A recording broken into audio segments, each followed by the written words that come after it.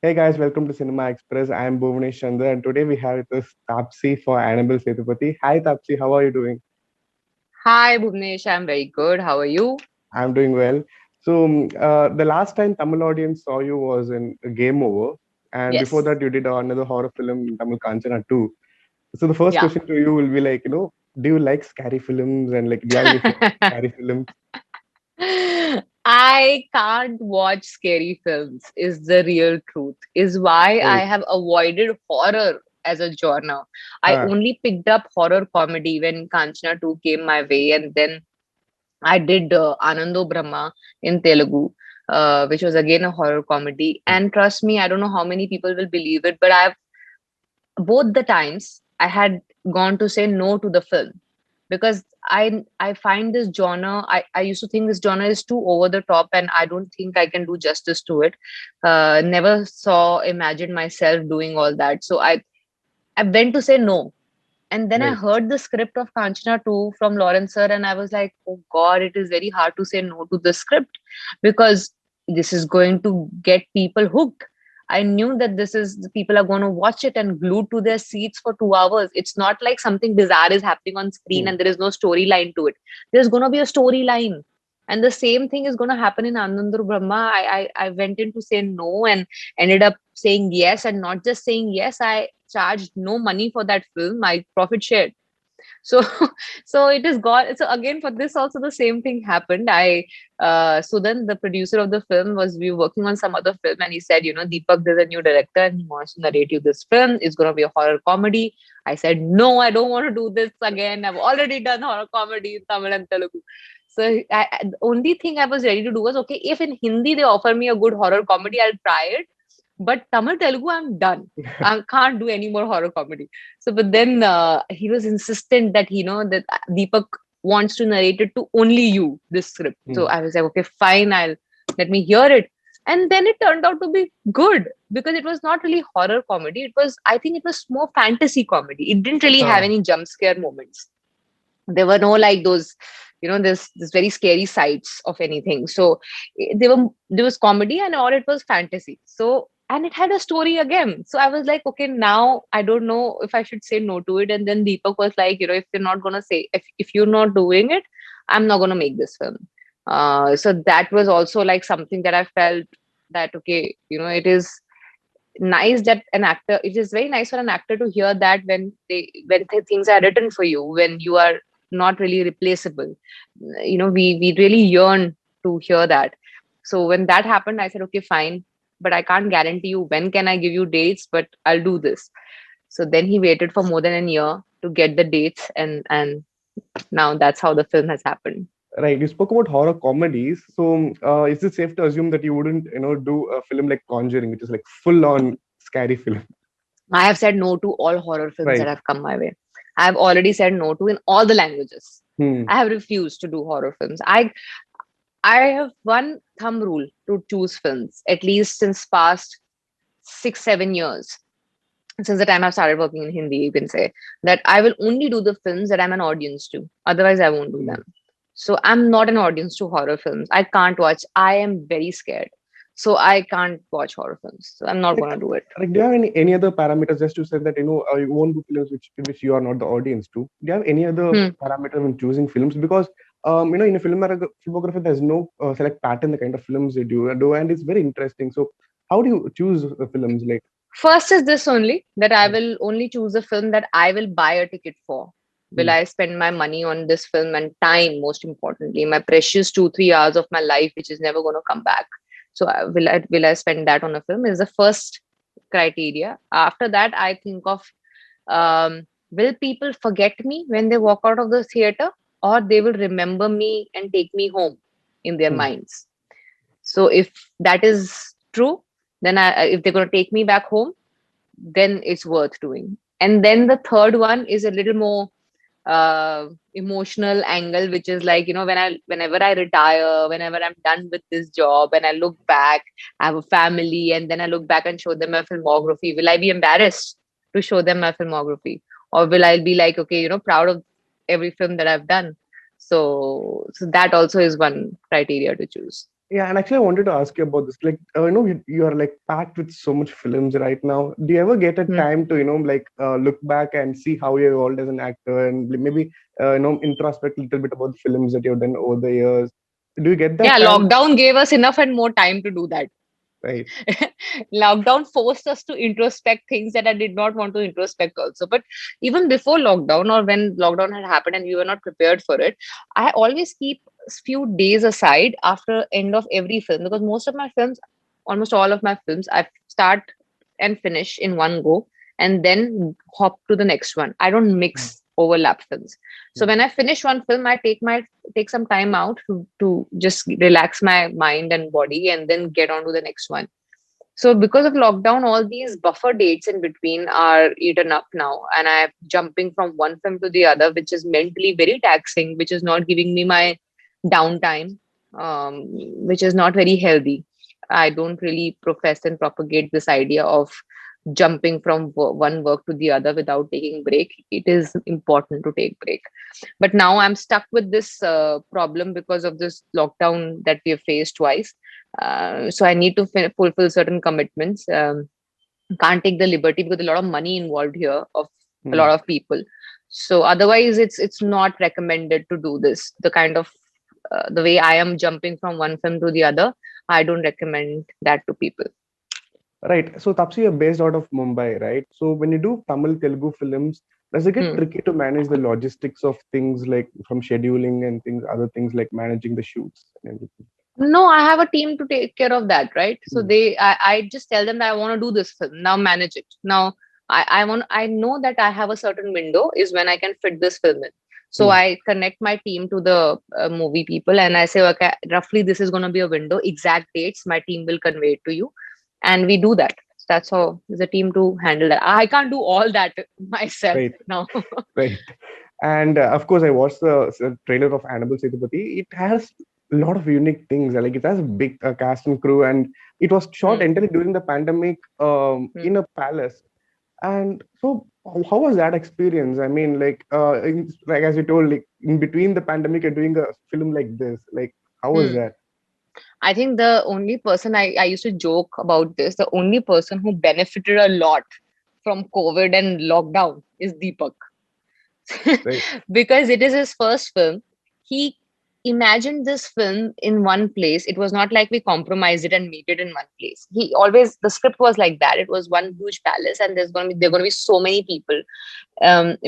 Came to me when obviously we had no idea of COVID hitting our lives, and he had this wish list of this, big names and cast, and it was a wish list only, very very wishful thinking, because he was like, I'm sure I can't get these names together because these people are constantly working on different films and it's difficult to get all of them together, but I'll try, whatever best possible is can happen.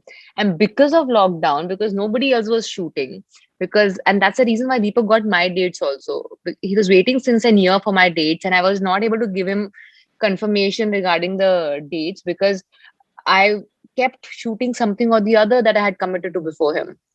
So it so happened that during the lockdown, very one or two states opened up, like not many states had opened up, and Rajasthan being one of them. Sudan just asked me, in July, I remember July end types, that okay, you think we can shoot this? And I was like, okay, is something open? And he said, yeah, in September we can shoot in Rajasthan if you are available. And nobody was shooting with me in September because Maharashtra was closed. And that's when within a month they put the entire film together, and September first week we were shooting for the film. Right. And see, again, like you're collaborating with a debutant director. At the same time, here Mhm. there's you're also acting with actor like Vijay Sethupathi, right? How was Hmm. that experience for you, like working with him? This is the first time you're collaborating with Vijay Sethupathi too, I believe. Yes, yes, it's the first time. I've never even gotten an offer in a film opposite him before this. I'm very glad that I got to work with him. Have heard so much about him, have seen his work. So it's he's fantastic. Everybody knows that. There's no two ways about it. But what really caught my attention and what I will really remember him for is the fact that he said yes to a film which is titled on a female. Hmm. I I haven't seen that happen in my career. with a name of his kind, the actor and a star of his caliber, saying yes to a film which is titled on a female character. I just couldn't believe it for the longest time. And I kept confirming it. Will he actually do it? And he actually did it. So that's one thing. We have a lot of brilliant actors in our industry. I've gotten a chance to work with a few of them. I'm sure I will get a chance in the future to work with a few of them.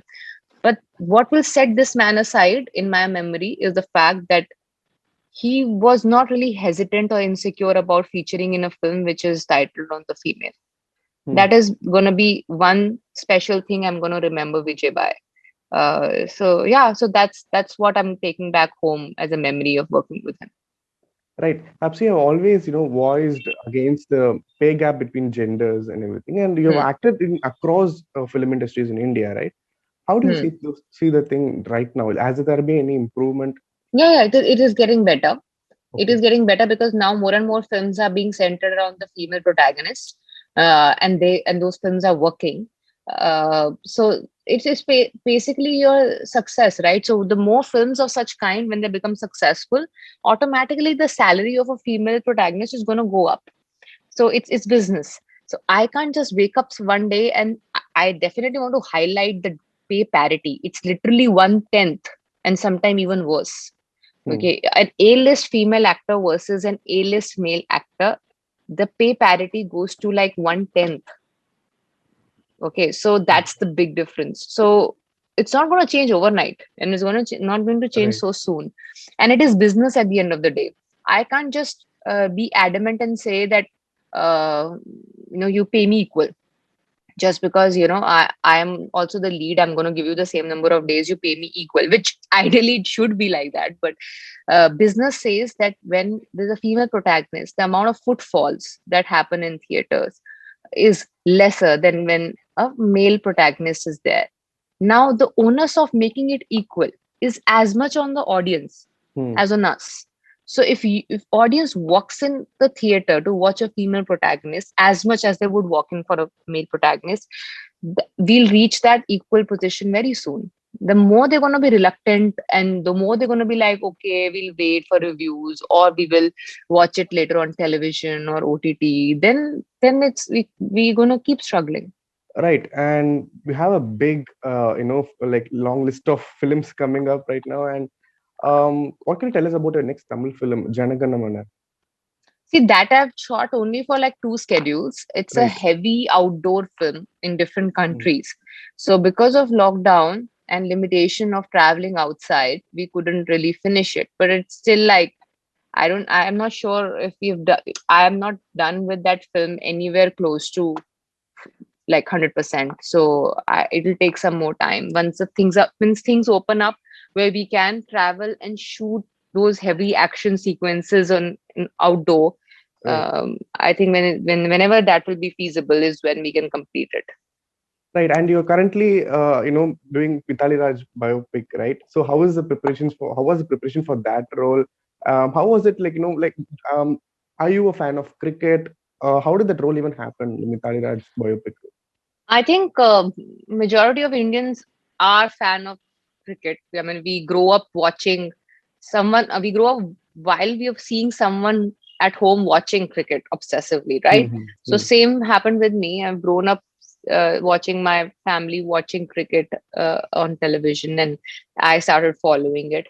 Obviously, when I grew up and I started uh, studying in college and then acting and all of that, I didn't have that much of time to follow cricket ardently. I moved to other sports uh, a lot, to watch other sports a lot, and cricket became like one of the other sports. It was not really the priority. A lot of other sports also got my attention, but when this Mitali's biopic came in, I had to refresh all those matches that I've seen for hours sitting in front of the television and praying to God when there were tough times, when we were not close to winning. I've literally started praying. Like I had to go to the other room and start praying. my prayers, start singing my prayers for the India to win. So I've done all of that at a point. So I had to refresh all those memories and start learning. So preparation is going on. I've already trained for 3 months before lockdown. 2 to 3 months I trained before that, and I'm continuing my training until I finish the film. I need to wrap up the film in next 2 months because we are aiming to release around Women's World Cup. So if Right. we are able to successfully finish it without any hurdles this time, then we can meet our target. And yeah, it's going to be the first ever woman in blue film. There's a lot of pressure and responsibility. Yeah, the more I think of it, the more stressed I become. So I'm just like taking one day at a time right now. How tiring is it mentally and physically for you? Because you're also doing a film like Mission Impossible in Telugu and Rashmi Rocket, and here, Hmm. Mithali Raj biopic. Like, you're doing a lot of things simultaneously too, right? Hmm. Does it get Hmm. tiring for you mentally and It physically? is. It is very tiring, mentally, physically. As I was saying, I will not recommend this to anyone. I will not Hmm. romanticize it. It is overwork. I did not plan it like that. When I said yes to all these films, it was, I didn't imagine a lockdown that's going to eat up so many months of ours. I had planned it in a way that I'll have enough and more time to jump from one to the other with proper breaks. Because of lockdown, all my breaks have gone. And there's pressure of a certain capital that is invested in these films already. So I have to start shooting them ASAP. But it's not healthy, not neither for the body nor for the mind. It's not something that should be done. But I'm stuck with it because of the commitments and because of the pressure of the money that's invested in it. So I have no other option than to meet the expectation. But it's not something that I would ideally want to do. Hmm. Right. And Tapsi, you started your own production banner, right? Hmm. So how is that coming up right now? Are there any projects that you're working on currently? I finished Blur, right? My Right, first Blur. production venture. I finished that 41 days of shoot. I Hmm. finished that start to end. I have three more things in the pipeline. I'm out of which I think out of those three, only one is the one I'm acting in myself. The other two I'm only there as a producer. Yeah, they're still in the pipeline in the sense I haven't locked the primary stakeholders in it in terms of the director and the lead actor and all that. When I have all that sorted is when I'll announce it. But yeah, this has been something that I've been working on last few years to become a producer slowly, steadily with a bit of experience, understanding of the work.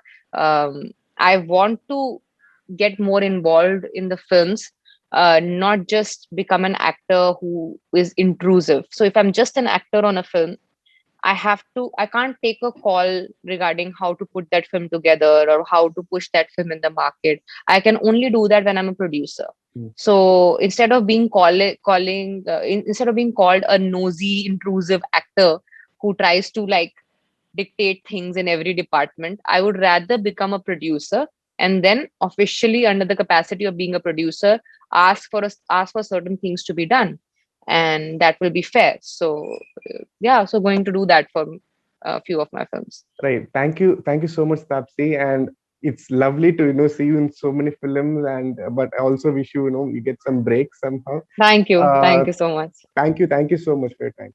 Bye, Bhuvnesh. Bye.